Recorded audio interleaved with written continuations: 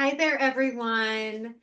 This is a new thing that I'm trying. So every Friday at noon Eastern Time, I will be doing a live Q&A where I will take your questions about what you have about each theme for the week. So this week's theme is people pleasing. I've received a lot of brilliant questions, and you can drop yours in the chat if you want to join the discussion. We'll discuss as many as we can in our time today. But before we get too far into things, I do want to let you know that this discussion is being recorded and will be shared with those that aren't able to watch this live. So be mindful if you share things or you jump off mute and turn on your camera, that you will be part of that recording. So I just don't want any surprises for anybody. All right, let's dive into why we struggle to say no when we're already too busy and what we can do about that to say no, but without pushing people away. First, we're going to start off with my first question that I received. What is people pleasing and how is it different from being kind or being helpful?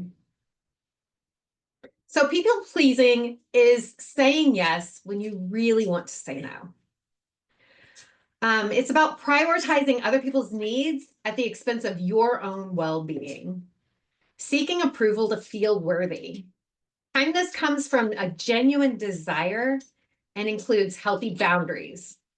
Put it simply, kindness energizes you, people-pleasing drains you.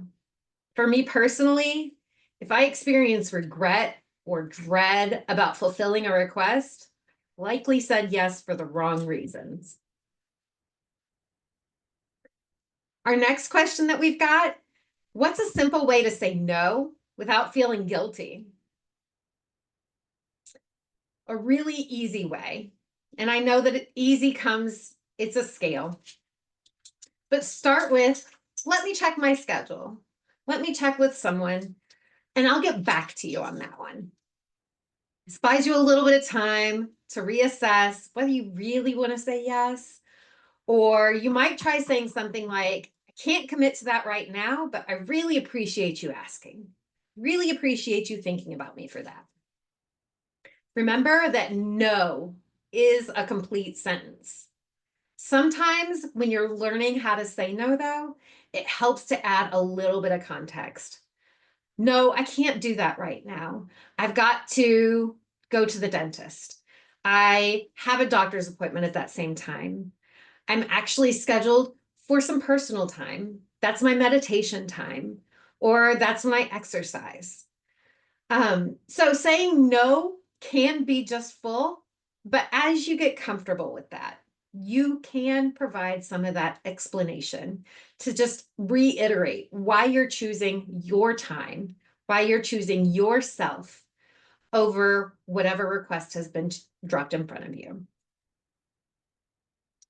I love this next question. So how do I stop over apologizing for everything? We've all met those people that apologize for anything and everything.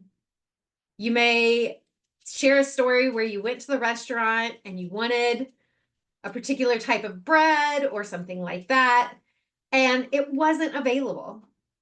And you want to check and see somebody apologizes that you weren't able to get exactly what you wanted. And they apologize, and they didn't do anything to keep that away from you. They didn't eat all the bread in the place. They didn't stop the truck from coming to the restaurant. And so just pausing and checking to see, is this something that you can control? Sometimes it's easier to replace I'm sorry with thank you. So instead of apologizing if you're late for a meeting, thanking someone for their patience. If this feels like this might be you and you're not sure if you're somebody that apologizes quite a bit, track how many apologies you count, you notice in a week, maybe even just a day. And then consciously work to reduce that. Just notice when you want to apologize. And if you can stop yourself, great. And if you can't, recognize that opportunity instead. It's a chance to do something different, whether or not you take it. This next one I've got is, will my friends think I've changed or become selfish if I set those boundaries? So real friends will accept and adjust and respect your boundaries. Some relationships may shift. That's okay.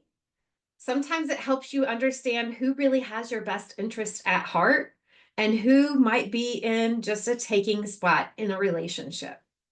You're not becoming selfish, you're becoming balanced. You're balancing the priority of your time and your space and their time and their space.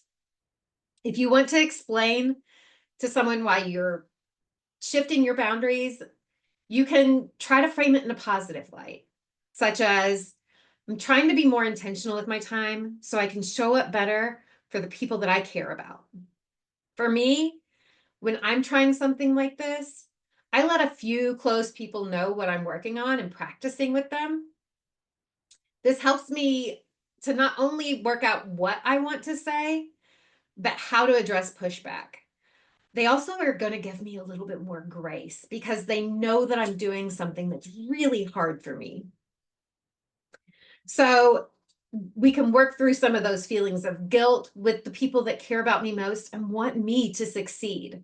So that might be something that you find helpful, is if this feels daunting, just try it with a few close people and really help them understand why this is so important to you. What do I do when someone gets upset after I set a boundary? You want to stay calm, take a good deep breath, make sure that your emotions are in check. But you want to stay firm with that boundary that you've set. That might look like, I understand you're disappointed and I need to honor my commitment to myself. Their feelings are valid, but they are not your responsibility to fix. Give them space to adjust. Give them space to feel their feelings. If they continue to pressure or punish you in some way, that could be a red flag that maybe that relationship isn't a healthy support for you. Maybe they don't have your best interest at heart and they are just wanting to know how this relationship can benefit them. Then you may choose to keep that relationship or get some distance. Our next question that has come in: how do I handle family members who expect me to always be available? Family can always be a little bit different. It can be touchy. So you want to set clear expectations and clear boundaries, but with love. You're not trying to distance yourself. You're not trying to pull yourself away, but you're trying to make sure that you are taken care of so that you can show up as the best version of you to them. Let them know you still care about them. Let them know when and how you can become available to them. So that might be like, I'm sorry, I can't talk right now. I'll call you on Sunday. How about 2? So that you're able to set some of those boundaries, but give them time to fit in where they can get in. You're not pushing them out of your life. You're just saying, this time and space is reserved for me. Family patterns can take some time to shift. So you definitely want to be consistent. It may take a little bit longer to start honoring those boundaries that you set for them. But just be patient. Share what you need with them. Share why you're working with this. Can I set boundaries and still be a good friend, partner, or employee? Absolutely. Boundaries make you a better friend, a better partner, or a better employee because you show up more authentically. You show up with more energy and you model that healthy behavior because you are taking care of yourself. You teach people how to treat you. Those boundaries aren't walls that you're putting up, but they're really the gates to let the right things in and keep the harmful things out. For me, when I share a goal with a close friend and how I'm working to change my behavior, They help me recognize when I'm doing things differently. So sometimes they're able to give me credit for something that I tried that maybe didn't work out perfectly, but they give me credit for trying because they recognize that I'm doing something that is outside of that comfort zone. They're probably going to be a little bit more willing to give you grace and recognize your accomplishments, maybe than you might be of yourself, just because you've set those higher expectations. Speaking of higher expectations, our next question is, how do I stop feeling guilty when I choose myself? So reframe that guilt as a growth. Discomfort means you're breaking out of those old patterns and discovering something new. That's always going to be a little difficult. You can ask, would I feel guilty if my best friend did this for themselves? If my partner did this for themselves? Probably not. You probably would understand that they're trying something different, that they're working on themselves. So practice self-compassion. Recognize that you're learning to value your own needs, and that is completely healthy. Guilt fades as that pattern becomes a little bit more normal, and that discomfort will also fade as that gets a little bit more of your way of being and your way of operating in the world. For me, when I share that gift, when I share that goal with a close friend or with a partner about how I'm changing my behavior, they help me to recognize when I'm doing things a little bit differently. And they help me recognize some of those smaller ways that I might be choosing myself so that I can start building confidence to maybe start setting some of those harder boundaries with people that I don't operate with so much, or maybe that are a little bit more lopsided in our relationship and they take a little bit more than they give. So, what is one thing I can do to recover from people pleasing starting today? And this is a really powerful one. Pause before you automatically say yes. If you're able, try to let 24 hours pass. So if somebody asks you to do something and it's maybe, hey, can you do this in a couple of months? Say, hey, I'd like to get back with you on that. Let me check. And try to create that 24-hour period where you don't have to give an answer immediately. So in that time, you can really reflect. Do you have the capacity? Do you have the time? Do you have the energy to give to that? Do you want to? Do you genuinely want to do that activity? What would I do with that time otherwise? What would I do with that energy otherwise? Just creating that simple pause and allowing yourself to reflect is going to kind of interrupt that automatic people-pleasing response. It's going to give you a moment to really balance your needs and your wants with the person's request. So slow down, take a pause, especially on those non-urgent requests. If it is not, can you take me to the store right now? See if you can buy yourself a little bit of time, even just an hour, where you can reflect on your needs versus what they're asking. And what will you give up by saying yes to them? Because you can only have so much time, you only have so much energy. And for our last question that we have today, how long does it take to stop being a people pleaser? This is really a journey. It's not a destination. It's not something that you accomplish, you check it off, and now you no longer have any issues with people pleasing. There are times this week where I have discovered I thought that people pleasing was something that I didn't really do. There have been times this week where I have had some opportunities to recognize where I have been people pleasing or where I make a decision to avoid some of those negative feelings that come up, to avoid that guilt. I'll go ahead and break down just a little bit of that boundary. So it is something that is an ongoing journey. And you'll see those shifts as they happen over the weeks. But those deeper patterns, those deeper behaviors are going to take months to rewire. And I don't say that to discourage or to make it seem like it's going to be harder for you, but be patient with yourself.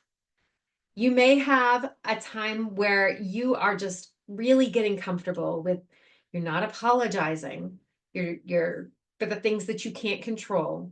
You're not saying yes immediately. You're asking for that 24-hour grace.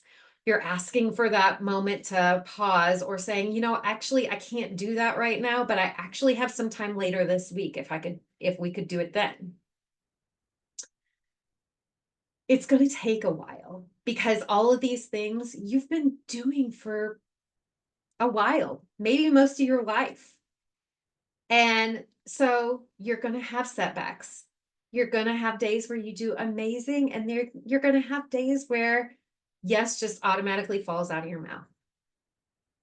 Celebrate the small wins. The first time you can say no without over explaining. The first time you wanted to apologize and you didn't. The first boundary that actually feels natural to uphold. The first commitment that you make to yourself, put it on your calendar and you keep it. Each and every step counts. And this is just one step on that journey. So even if you might take a detour, even if you might stumble for a minute, maybe you take a rest on that journey sometimes. As long as you keep picking up and keep moving forward, keep practicing the right behaviors, keep practicing putting yourself and respecting your boundaries as your priority, then you will continue to build this journey towards stepping away from people pleasing and honoring your own boundaries. That's all the time we have for today. So we're going to go ahead and wrap up our Q&A. And here's one thing I want you to take away this week. Prioritizing yourself isn't selfish. It's healthy. And you need to make sure that your needs are met before you try to fill others' needs and requests. I often hear a story about filling your cup. You have to fill your cup before you can fill others. When I was little, my grandparents used to ask for hugs. And I said, well, my hug bank is really low. I can't give you any more hugs right now. Maybe if you could give me one. And I somehow had some of that innate peace that I had to fill my cup first, because maybe I wasn't feeling snuggled enough. Maybe I just wanted to be a little stinker. Who knows? But making sure you're filling your cup before you start to give others, because eventually your cup is going to be empty, and then you can't really do a whole lot for other people because you're just exhausted, you're overwhelmed, and you don't have any time. So make sure that you're taking care of your needs. Next week, we're going to talk about negative self-talk. So start thinking about your questions now. You can continue the journey in my private Facebook group. Just look for Spark for Caregivers. Thanks for being here. I appreciate you, and I appreciate the time you shared with me today. Have a wonderful rest of your day, and take care of yourself.